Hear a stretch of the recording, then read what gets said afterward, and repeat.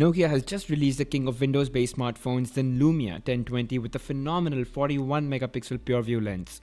This is Karan Binani from mobiscrub, and welcome to the full review of the Nokia Lumia 1020.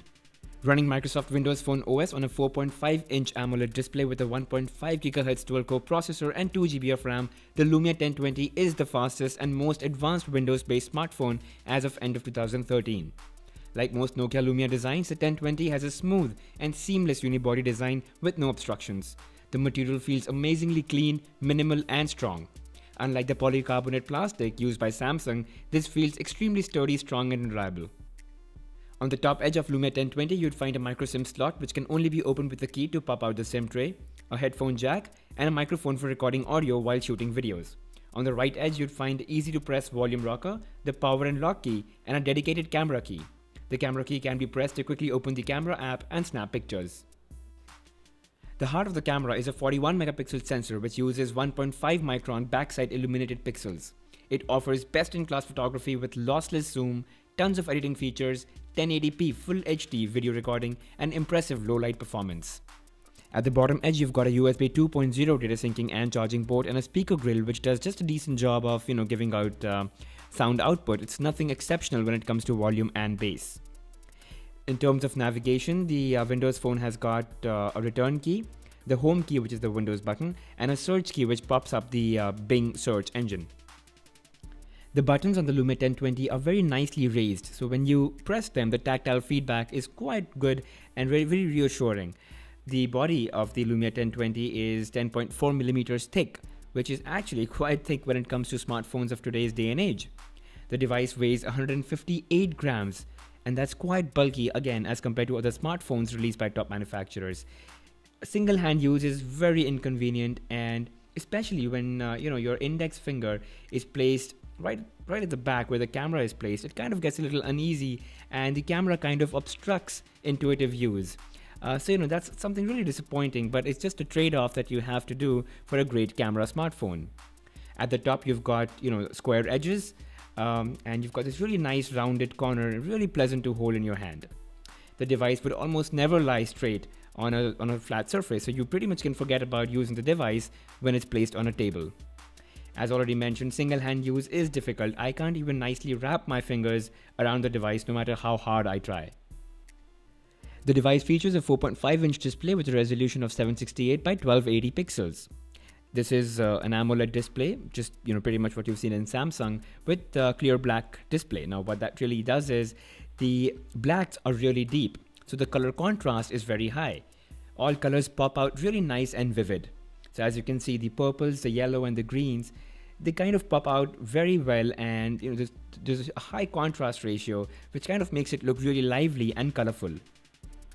However, as compared to Super AMOLED displays that we're used to in Samsung, the viewing angles on the Lumia 1020 are not all that great.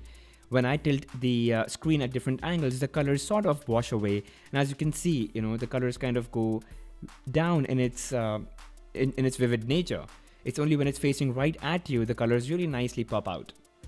What's disappointing is that the resolution is really low. 1280 by 768 pixels is really not what you expect from a device that is so expensive and is competing directly with competition devices like the S4 and the HTC One. Windows phones don't really offer a lot of customization options. At the most, you can change the tiles on the home screen, change their sizes, so you can pretty much pin any app that you want from your app listing onto the home screen, and obviously change its sizes, position, and so on and so forth. Other than that, you can also change the color scheme and the background. So right now I have a dark background, you can have a light background as well, and then you can change the color scheme as well. So this is at the most that you can customize a Windows Phone to. Obviously, in terms of applications, you cannot compare this to iOS App Store or the Google Play Store. For example, in Play Store, you can pretty much think of an app and it's already out there. Someone's made it and you can use it on your phone. Whereas in Windows, you don't even have an app, for example, Chrome, which is very widely used on desktop machines these days and nicely sync with your mobile phone. So even that's not existent. It's going to take some time, but if you're really not someone who's app savvy, then maybe it's not something that you really need to worry about. Obviously, there's a huge chunk of Nokia apps that you can download onto your Nokia phone. There's popular messengers like Line, WhatsApp, all of these are available, but something like YouTube is also not there. It doesn't look like Google and Microsoft are so friendly after all. So for someone like me who really needs a lot of apps to do different things, utility and productivity apps, even games for that matter, I would never buy a Windows phone if those were my priority.